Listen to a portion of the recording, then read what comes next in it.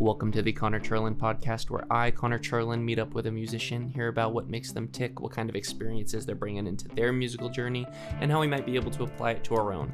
On today's episode, we have Sugi Dakks, a Japanese African-American multi-instrumentalist that I met over at Lower Deck Sessions in Encino, here in Los Angeles. He's a rapper, singer, slam poet, producer, activist, and on this episode you'll hear us talk about what it feels like being mixed race and finding collaborators who love you by holding you to their high standard and your own high standard. There's lots of great advice and stories in this podcast, including some insights on how to be a great performer, so please enjoy Sugi Dakks. How would you prefer I refer to you? It's Sugi Dakks, actually. Sugi Dakks. But yeah, that's pretty much my artist name, so that's what I go by in the music world. Cool. Do you prefer to be called Sugi in person? Yeah, people call me Sugi. That's awesome. Where did that come from? So I'm part Japanese, so my mother's maiden name is called Sugiyama. Nice. What is that? Yeah. What is like the root meaning of that? The translation, man, I knew it at one point. I'm pretty sure it's like a type of tree. Okay. But I'd have to look it up again. It's nice. like yeah. Well, it's been really moving, very powerful to be able to listen to a lot of the stuff that you make. Yeah, I feel like it's been a while since I've been really moved by a song that wasn't in a Disney movie. I was listening to Not the Only One and felt incredibly moved as a mixed kid myself. Nice. Especially as a kid who doesn't necessarily look like anything in particular. Yeah. What's your background? My dad is very white and my mom is very Filipino. But Gotcha. when you mix them, you get something that looks Mexican. So it's confusing because it's like what race you're perceived Right. as a race that's neither of what you are. Yeah, exactly. Which is weird. That's wild. Yeah, I had a buddy of mine. He saw me as a brown kid, and then he met my dad, and he was like, "My God, Connor, you are white.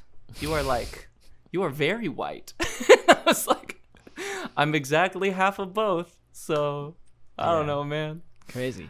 Did your mom like grow up in the Philippines, or did she grow up in the U.S.? Like what? Grew up in the Philippines.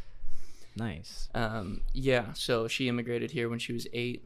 I listened to your interview with Google, your talks with Google. Oh, thing. nice. And you were talking about how I mean, you also mentioned it in the song, but how like you were asked if you were even your mother's child, Right. and which is harsh. Right. And that immediately, as I was listening to that, I was immediately like brought into a memory of my own, of like my dad is extremely white and I am not, and like but my sister married a white man who looks kind of like my dad, and so like the three of us will be hanging out and people will be like, "Oh, is this your son?" And they'll look to him, and it is the level of imposter syndrome, even with own, like it does something to you, and I don't know how to articulate it well, but I know that you did a really good job articulating it, and so I felt really grateful Dang. to you articulating that. I'm curious. Did you growing up? Did you ever talk about, like, when you were a kid, to your parents about race or anything like that? I was under the impression that I was white until 2 years ago. Dang. And how old are you? I am 30. Got you. Wow. So yeah, it's so weird because I'm clearly not white. Right. But that was not obvious to me because my dad is, and I consider myself like my dad in a lot of ways. Yeah, there are all these little things that all of a sudden came into my mind when I learned that I wasn't white. Like this kid in junior high being like, "Man, Connor, you have it so good. You have some of the features of a white guy, but you're tan like a brown person. That's cool." And I was like, and now looking back at it, I'm like, that's so messed up. Right. Crazy. Yeah, I felt like your song, Not the Only One, perfect title, as it's like calling people like myself out of the woodwork to be like, remember, like this is this is a lot of us. We're like everyone's trying to fit you in a category, when the fact is like you're just no categories because you're mixed, right? And not your parents can't relate to it because I think this is just going to become more and more common. So I'm just really grateful that you started to roll that snowball. Yeah, I mean similarly, like you know, you said 2 years ago at 28 is when you kind of like had a coming of terms with it. Like for me it was, 24, and the fact that it took so long for me to like, confront it and come to a place of harmony and like understanding about it. It took a long time, and it took a lot of like, sort of internal analyzing and self-reflection and having like different discussions with my parents and my siblings to try to like figure out where I stand about it. So yeah, I mean that's wild to hear that that journey is similar in ways for other people. It's crazy. I love just hearing like different stories of what you're saying in terms of like your background and how you navigate it, how you deal with it, because it's like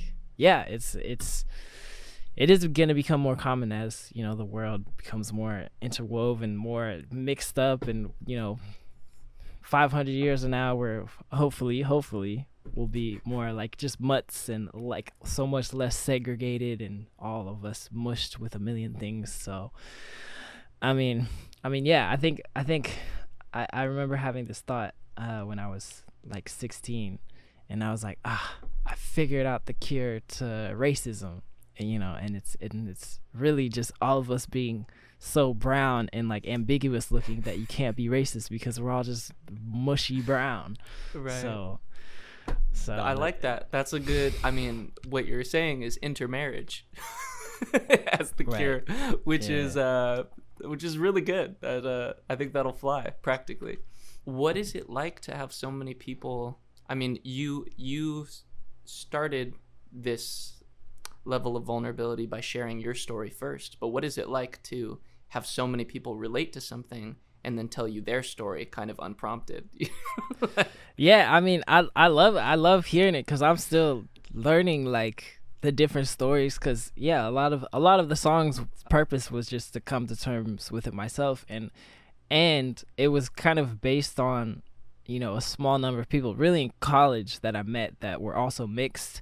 We had this mixed race club called it was Hoppa Club, and so it was Asian, part something else. Yeah. And so we were talking about that, and that was kind of the first time I experienced and openly talked to someone about being mixed and someone that could relate to that. And up till then I just kept it to myself because I was like, oh, this is just a me problem, and this is something that I just have to deal with, and no one's gonna know what I'm talking about anyway. So just having that conversation, those small amount of conversations kind of sparked some ideas of it, and then I was honestly pretty scared to write about it because I was like, I feel like this is too taboo, this is like kind of too off the cuff, or I don't know if I want to do this, too vulnerable, yada yada yada. I was just like in my head about it for a long time, and so it was just like for a long time it was just a song I kind of had just tucked away on the hard drive, and I played for people sometimes to be like, yo, this is really cool, this is really amazing. And I was like, oh, thank you, and they're like, you should release it, and I was like, I don't know,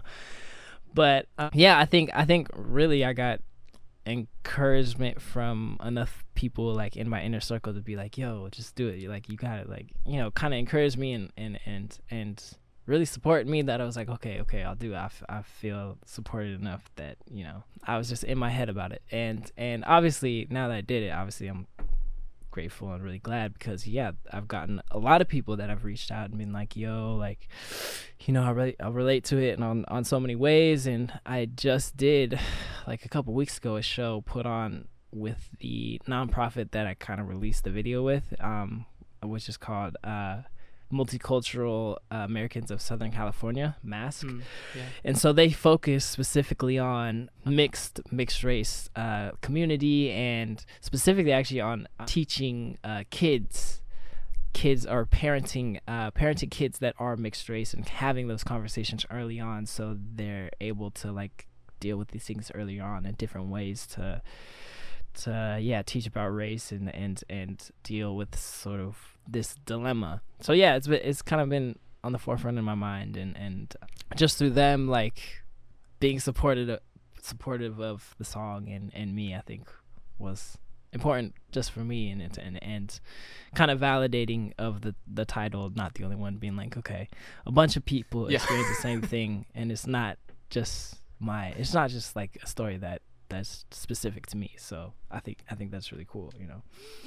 There's so much in there. I want to ask about the vulnerability that it takes to keep making art. You know, now that you've done one vulnerable thing, you've done a lot of vulnerable things. Being an artist is very vulnerable, but I'm sure that continues to push you or motivate you to dive deeper into yourself. Find even other like, where are the other places that I feel uncomfortable? Where are the other places that I feel like, which, I mean, it's a theme of yours, like normal sucks. The more unique that we are, the more strength that we have. And like, I'm going to put out all my uniqueness. I remember I met you at Lower Deck sessions, and you were saying how weird that you are, and you were saying like, I like to do this. Yeah. You were like doing this little thing with your finger, and you were saying like you love corn.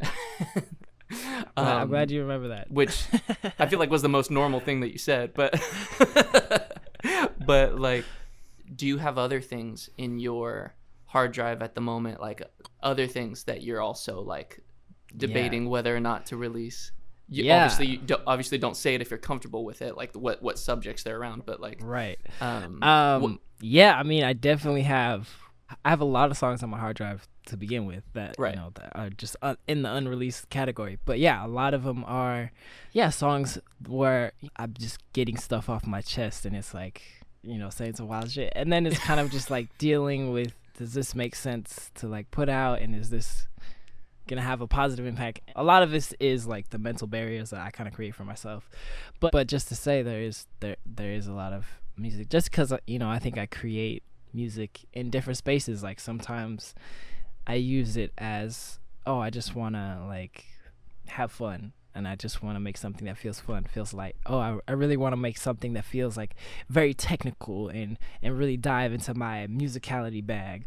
Or other times it's just like, I want to vent, I want to get something off my chest, and it's usually those ones that I kind of let it all out and don't really think about like even the message or the context. It's like, this is how I feel at this moment right now, and then I kind of leave it and then just put it on the hard drive, and then maybe listen back a couple months. So a lot of it, it's like I may not even have listened to it. I'd have to like go back into actually listen to what I said, because I don't even remember. But definitely to what you're saying in terms of trying, I don't know, I'm just trying to like focus on pushing the bounds and seeing where I can like push myself into categories, like you're saying, that maybe do make me feel uncomfortable. Like even this morning I went to like shoot some like dancing videos of me, and I just specifically try to go to public spaces and like, you know, just set up a camera and start dancing. Yeah. And you have to get over like the initial like, oh my god, it's gonna be so weird, I'm just gonna start dancing out of nowhere, people are gonna look at me like, like I shouldn't even do this, and I have this whole like mental like battle. But I'm always like, no, like it's fine, like it'll be cool, like no one really cares, it's LA anyway, everyone knows like people shooting whatever all the time. Yeah. So I set it up and I start dancing, and then it's the process of like, are you really going for it? Like, or are you half going for it because you feel awkward because maybe people are looking at you, maybe people are walking by or whatever. Right. And it's like, if you're able to get to a place where you're really just like going for it and you don't really care that people are looking, people actually enjoy it because they're like, wow, he's really going for it. And they're like, you know, you're kind of like putting on a show for the public, you're street performing, you know, and getting good content out of it. So so it's kind of like, I don't know, it's a good thing that I think pushes me out of my comfort zone and gets me into the space of like, I gotta push myself outside of what makes me comfortable. Where did you learn that skill to continue to push yourself out into the edges of your comfort zone so constantly? Was there someone in your life that showed you that, or is there someone you admire who does that?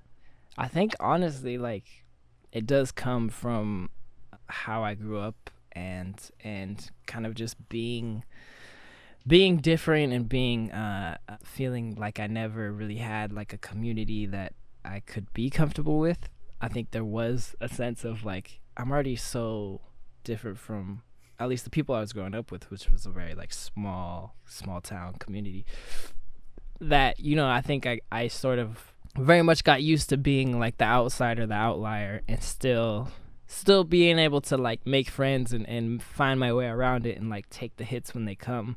But yeah, I think I got used to, yeah, just being different from the people around me. So I think that kind of made it a little bit easier. But, you know, everyone has like social anxiety, and different, you know, social parts that they kind of have to work through.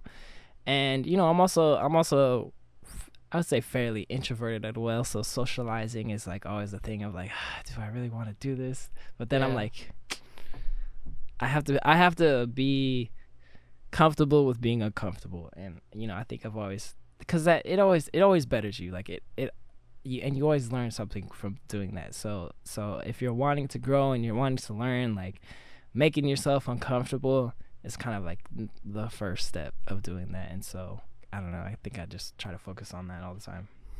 That's amazing. There's also, I feel like there's also, there sounds like there's a bit of, I mean, it's an incredible gift, but it sounds like it stems from a place of sadness, like a little bit of like not fitting in a certain area. It meant that you needed to always learn to be comfortable in uncomfortable places constantly, and being like, you had to form this strong center because it was going to be poked at kind of in all these different places, which 100%.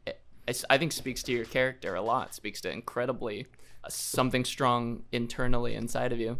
Yeah, I mean, I hope it's strong, but yeah, I mean, 100% what you're saying. Like, you do have to, like, you have to build thick skin, essentially, because I have met friends that literally, like, I only hang out and talk to black people, or I only or a white person. I mean, they won't say this ever, but they're like obviously very comfortable and only comfortable talking to other white people from like their specific background. Yeah. And they'll never go outside of that. And so it's like I never had that comfortability, so I think it is easier for me to like maneuver inside and out. But you do get a lot of like maybe pushback and a little like, hey, whoa, like you're killing the vibe here. Da, da, da, da. There is a little bit of that you kind of have to like brush off and be like, no, like I deserve to be here, and I'm gonna be here. And then everyone's like, all right, cool, like we accept you, and I'm like, all right, cool. so yeah.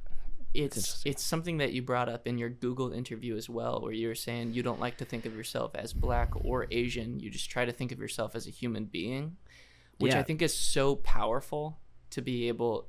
And what it is it's freeing to everyone around you, because when you say, I'm going to treat myself like a human being and like force everyone to treat me like that, it shows them what that could be like. For them. It opens possibilities for other people.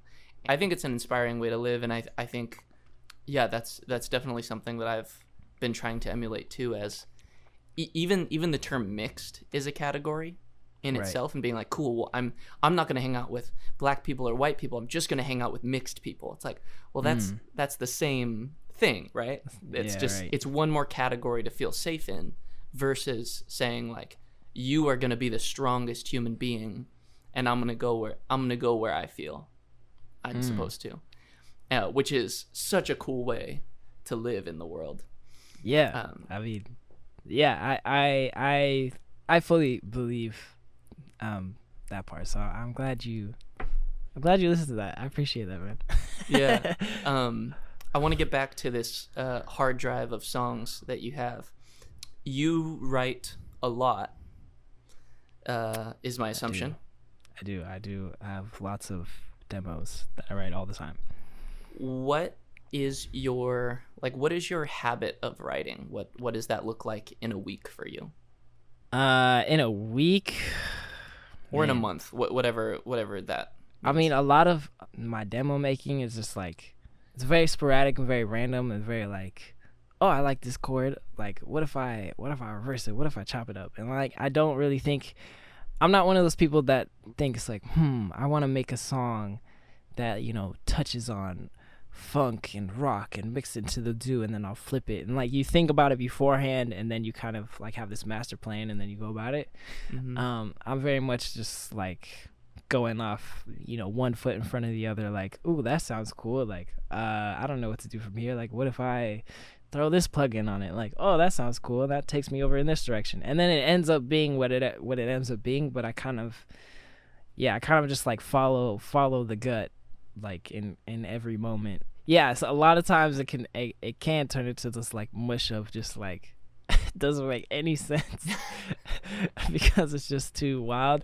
And so, you know, those ones I'll just be like, whatever. But a lot of times you can come to a place where it's like, when you're kind of just like going with your gut and, you know, trusting like how you feel and where your heart is, you can come to a place of like, oh wow, like I never, like if I just sat down and thought about this, I would never have come here. But now that I'm here, like I realize how cool it is. And I realize that, oh, this is actually how I feel about something, because obviously how you think about something, how you feel about something can have like a big disconnect.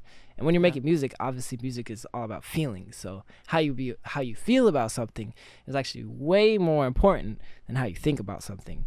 Tapping into that the feeling and getting to the core of that feeling is the foundation, I think, that you should build the music on. So if I don't get to the feeling, I kind of like just put it to the side, even if it's like a great idea, like in a logical kind of sense, you know, the feeling isn't there, then it's like kind of dead in the water. So that's, guys, I guess, like what I'm always searching for. But yeah, it is very much just like random.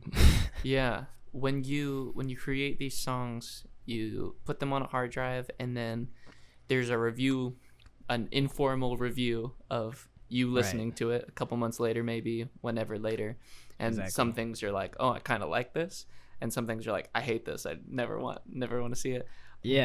Who do you let in to that process with you? Like, what people do you trust that you would be like, hey, these are the songs that I like, and is there anybody who you allow to see some of the songs that you don't like, to be able to maybe give a vote against you?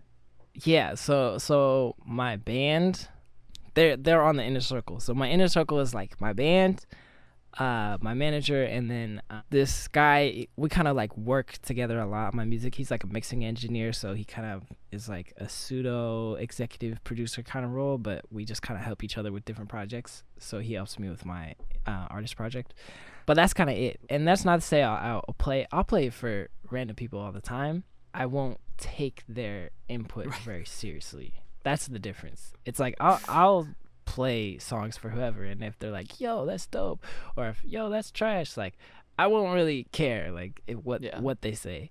But you know, if my band members are like, yo, and the difference is they know who I am, like very, very deeply, and they're very knowledgeable on like who I am and what I want, and so they're very knowledgeable on like, you know, if this comes off as authentic, if this comes off as something that is in the world of what I'm trying to go for, because they have a great sense of that.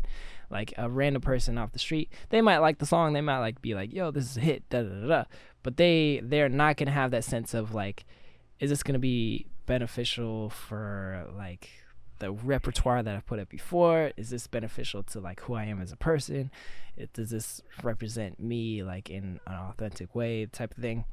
So in that sense, I'm gonna take their input very heavily. So yeah, there's definitely like some hard feelings that go down if I show them the song and they're like, yo, that's not it. I'm kind of like devastated. I'm like, God, no, really? Like, you don't like this? Like, I'll be like down on myself.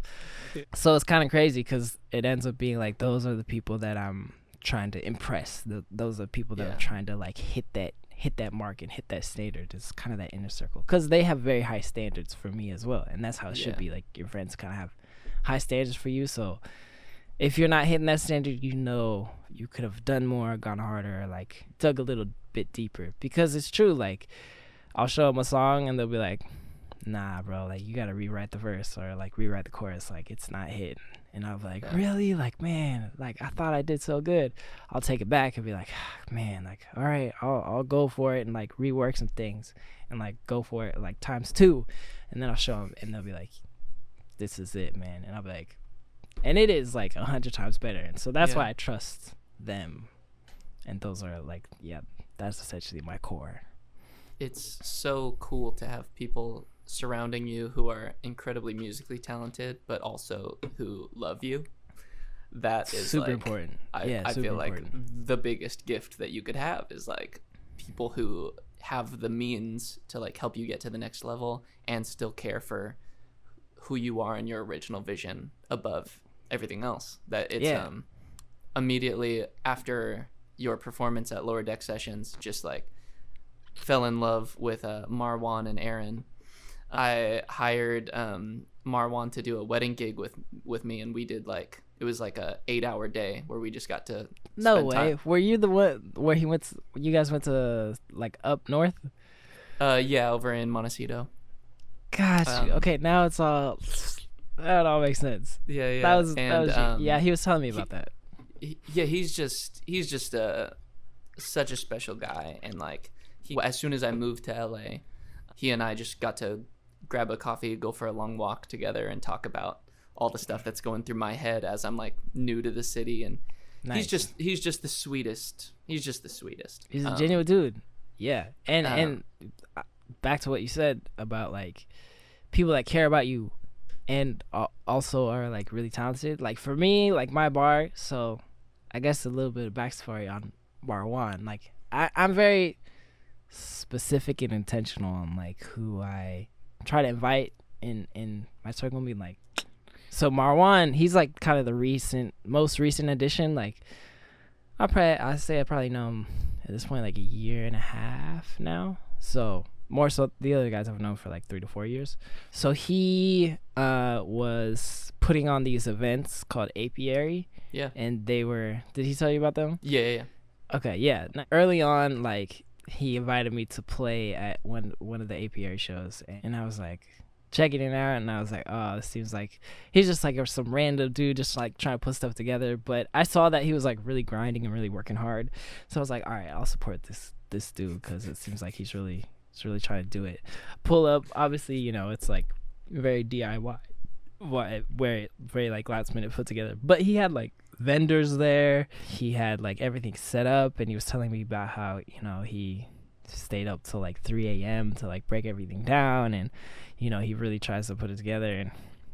And I was like, man, like I really respect it. And I went to like one of the first ones, and then I did the gig. He was like so appreciative. He's like, yo, that was amazing, da da da. And I was like, oh, I appreciate it, man. Over time, I would just like check back in on Instagram and seeing that he's like putting on a show like every week. Mm-hmm. And I was like, yo, that's intense. Like putting on a show every week is a lot, man. And he was like growing, and like more and more people, and he would show like little clips and I could see more and more people were coming out, and I was like, wow, like he's really doing this and really like going for it. And then he would invite me back, and then I'd play a show, and there'd be like more people there and like loving it, and became like this whole vibe and this whole art kind of space as well. I don't know, for me, I think it, and he was like so happy and like appreciative of it the whole time. And I was like, yo, I'm just coming here and like playing music. Like you put so much work into this. Like I'm barely doing anything compared to you. Yeah. For me, it really just spoke to his character. It spoke to his character and who he was as a person. Like he was a loving person that what he cares deeply about, he's gonna work really hard to like maintain and focus on. Essentially, that whole time I was looking for a guitar player that was, you know, kind of willing to jump on board and be a part of the band, like in a more full-on capacity. And I was talking to the other bandmates about him, and there was like a couple of people that we were like kind of eyeing, and his name popped up. And initially The whole band was like, nah, man, like he ain't it. And because he was still working on a lot of the technical things, like to get to like a just a more technically proficient kind of place. And I knew this as well, and I agreed with them, and I was like, yeah, he has some work to do in terms of his guitar playing, but I think he's someone that will really, put in the time, put in the effort to like get to the place where we need him to get, obviously, to play the music that we're playing. And they were all really hesitant, but I was like, no, like I was like really vouching for him and really being like, I think he could do it. I think he could do it. They're like, all right, well, bring him in. We'll like see. And so we brought him. I brought him in, and I told him pretty much the situation. I was like, yo, like I really like you as a person, and I really like your character. And I pretty much told him, I was like, here's the deal. Like, we're going to help you try to get to a place that you're a lot more proficient in guitar playing. So we might be kind of hard on you in the beginning, but just know that we just want you to like get to the place that we want you to get to. Cause I want to invest in you, and if you like what I do, and if you like what I'm going for, like I want you to be a part of it. And he was like super down, and I was like, all right, man. And at the beginning, low key, like we kind of put him through the gauntlet, and we kind of like were so nitpicky about everything, like, hey, like that chord wasn't right, or that inversion, how you're placing your hands, like you should change this, and he really took it to heart and wasn't like offended or wasn't pissed off about it or anything. And he really just like stepped up, and I knew, I shouldn't say I knew, but it validated my sense of like who I thought of him as a person, of being like a really strong-willed person. And I'm really happy to know him, because now he's fucking killing it. I mean, you met him, he's like a really super genuine dude, really caring dude. Now he's just a killer guitar player as well. Yeah. He gave me a little bit of background on how you guys brought him into the group, and how hard that was initially, and how much just like how much he up-leveled so quickly. And then I was expecting it to take longer than it did, but he really was like, he really stepped up, and we're like, wow, man, like you're kind of killing it now. So that's amazing. We've only talked about you so far as like a performer and a writer. Yeah, just kind of the music side. There's so much other things to you in terms of like your stage performance is so high energy and so captivating that I feel like that's almost separate. That's a entirely separate skill from the music. A lot of people write. Very few people can frontman in an incredibly energetic, captivating way. How did you pick that up? Who do you emulate? Like, who did you see as a kid that made you want to perform like you perform now? Definitely Michael Jackson is the main guy. Yeah, I was definitely a huge fan of Michael Jackson growing up, and watching his live videos, in terms of how it's really just the body movement and like the physical presence like he would bring to the stage, and how he is so intentional about obviously he was dancing, but he was just like very intentional about every single movement and every single part of his body, and he was very expressive. I think that's something that I was inspired by and kind of related to, in terms of like just liking to express myself with my body, and liking to like kind of be wild. And like everyone has their own ways of expressing. Some people can express themselves really well with like just their vocal, and they can just like stand there and sing to a crowd, and everyone's like blown away. And I think for me, the most natural way to translate like my energy and how I want to come across is like a combination of like my vocal and like my physical presence. So yeah, I think it's always been there, and then it was kind of just like figuring out a way to, I don't know, hone in what does that mean in actuality. And so I just spent a lot of time like with a mirror in front of me, and just kind of like literally just like rapping to the mirror, super awkward, and just being like, oh, I like when I do this, and I don't like when my hand's like down here, and I like when I do this, and then kind of just building up your own list of things that you think work well, and you kind of trash the parts that you think don't work well, and then I don't know, you build up your style of performing. But I think everyone has to figure that out and like put time and effort, and it is separate from making music, because a lot of it is just kind of like just like how you want to translate, and knowing that you have control over that, and that it does change things whether you are pointing to the crowd or not pointing to the crowd, or kind of slouched over when you're singing, or like upright and confident looking, and you can play around with that in terms of like, you know, the stage is not just you on the stage. Like the stage could be you running in the crowd. The stage is everything, so you don't have to feel like you have to keep yourself in the box. So yeah. Wait, not am I were you at the show where the lights went out? Yeah. I played a couple of them. Okay, cool. I just wanted to make sure. But yeah, that's a good example of like, that's so funny too, because I looked at Josh, because we have Josh, the bass player. He's like more of the MD role. You know, he's the one kind of calling the shots. And so when that happened, he looked at me and he's like, acapella rap, go. And I was like, great idea.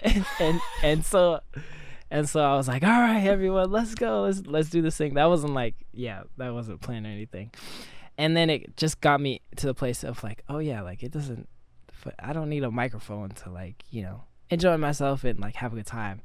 That was like a cool moment of like, oh yeah, we could just vibe, you know, create something cool and special, and that can be a performance as well.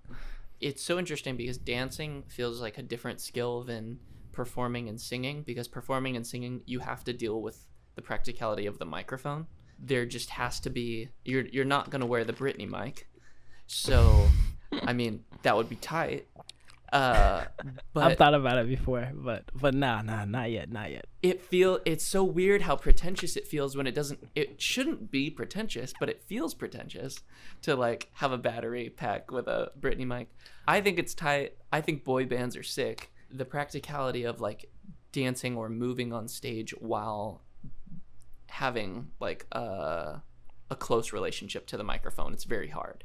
Yeah. In your mind as you project, because I look at what you do on stage. There's a lot of arm movement. There's a lot of like chest out, like chest in, chest out, like head up, looking around. Like there's you're giving a lot of attention. I just feel like that gives a lot versus someone who's like two hands on the microphone doing this kind of a thing. What type of movements do you want to see out of more just like straight up singers? Like if you could imbue them with anything. Here's the thing. Like it all depends on the music, because you know, if you're singing like a slow R&B ballad and doing all these crazy moves, it's gonna take away from the performance. So it's really just realizing that your body and your physical presence can really add to the whole experience. Like people go to shows thinking music is just an auditory experience. It's not. Like, we're seeing you in person. We're seeing, we're using our eyeballs to look at you. So that is either gonna add to your performance or it's gonna take away to your performance. Mm-hmm. And so realizing that, I think, is really important, because if you're singing a slow R&B ballad, obviously it doesn't make sense to do a bunch of wild crazy moves, but it does make sense to like embody the emotion that you're singing. That's kind of like something that I try to tell a lot of musicians as well, because it's the same thing of like, literally we were talking to Marwan like at the last rehearsal in terms of like the difference between like playing your guitar and just kind of looking down and like kind of just like going like this. You could be playing all the right notes, be playing it like technically perfect or whatever, but your physical, because we were playing like a super like high energy rock-ish song, and he was like, you know, going like this and kind of being chill about it. And I was like, that is taking away, it's going to actually make you sound worse, even though you might be playing the same thing, because the visual is not connecting with what someone is experiencing in the audio sense. And so it's like a illusion, because they're going to think that the audio visual is not as good as it actually is, because they're seeing the opposite, so it's disconnecting, so there is like a riff. Versus if you're like, getting into it and really like putting energy in the line, and you're kind of like swinging your head and like really going for it, now the visual is connecting to what they're hearing in auditory sense, so it's matching, so it's actually like, oh man, this sounds as good as I think it sounds, because how I'm looking at it matches up with how I'm hearing it. So yeah, we were trying to like get him to like do a little bit more head banging and like, trying to get into it more. So That's so good. I think that's incredibly smart, and I think that's something that a lot of people aren't paying attention to, but it makes such a difference. When you experience it live, that's the difference between being like, oh, that band's cool, and like, no, this band is the best band. Like it feeds into something subconscious. Yeah, you believe what you're hearing a lot more. Yeah, if they're embodying what they're playing. I want to ask you just a couple last questions that I ask every guest. What is either some good music advice you've received about your career, or some bad music advice you've received about your career? Good music advice.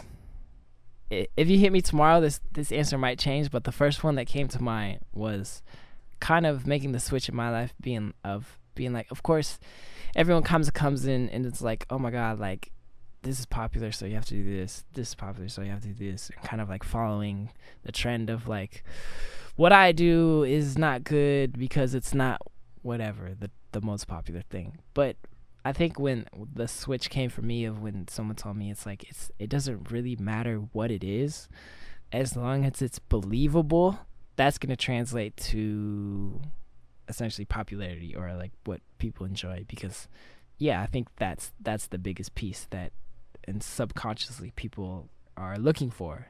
It's like the believability. It's like, do I believe what you're saying? If you do, then it's like good. And if they don't believe you, then it's like, no, it's not that good.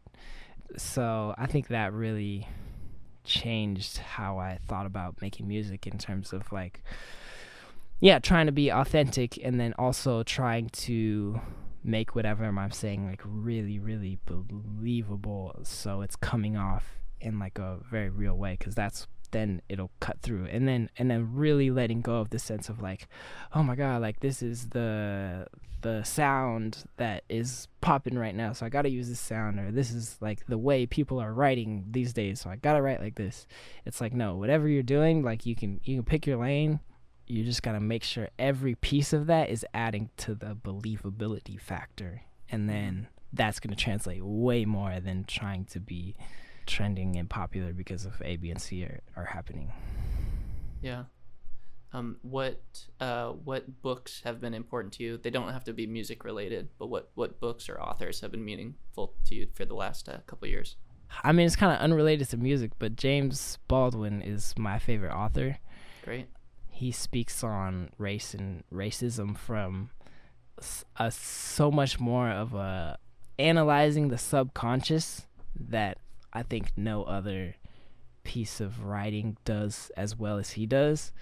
And he's kind of one of the authors I connected with most, because I try to do a lot of reading when it comes to like race and race relations, and I've read a lot of books, and the way he approaches kind of analyzing race in America, I think, is really important to understand, because it's not looking at like statistics and even history. It is connecting to history, but it's connecting to how a person feels and how the way things are in the real world, and how that can be a disconnect, and how that shapes essentially the subconscious of a person that leads them to be racist or be submissive in a racist society.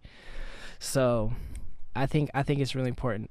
It's very it's weighted. There's a lot to it, so it's a lot to take on. But I think it is important to take on, because I think it really centers you. It really centers you in terms of the internal analyzing someone must do to break down a lot of the societal indoctrinating beliefs that we have that are rooted in racism and just like fucked up shit. Is there a particular book you would want people to start with James Baldwin? The Fire Next Time is kind of like his thesis statement, if you will. So I kind of always put people onto that one at first. Cool. But it's kind of hard because you kind of have to know, you kind of have to have a good grasp on historical context and racism in general. I would say, like, if you haven't read Nelson Mandela or Malcolm X or Martin Luther King or Maya Angelou or in any of like these black thought leaders, I would say probably read one of them first just so you can get a grasp of the layout, and then go to The Fire Next Time, because I think he's speaking from such a higher level of context that if you don't have the foundational context, you're not going to understand it. So, but yeah, I think that one was Awesome. what I would say. Awesome. I appreciate it. Thank you so much for your time. We are at the hour. Is there anything lastly that you want to draw people's attention to? Any upcoming releases or anything like that? Performances? If you're around July 16th, I'm headlining Chinatown Summer Nights, so that'll be at 11. Where is that? In Chinatown. Chinatown. Yeah, near downtown. So if you're around, come through. Marwan, Wonderful. the person that we've been talking about the whole podcast of, will be playing guitar. That's great. Well, that's all. Thank you. Thank you. I appreciate you being on, and I'll go ahead and clap us out. Thank you kindly for listening to the podcast. It's really just an excuse for me to meet amazing people and learn from them. So if you like this episode, feel free to take a look at some of the other artists I've talked to, or let me know if there's someone in your life who's a musician that you'd like me to talk to next. You can learn more about my music at ConnorCherland.com, or find me on Instagram or Spotify under Connor Cherland, ConnerCherland. All right, see ya.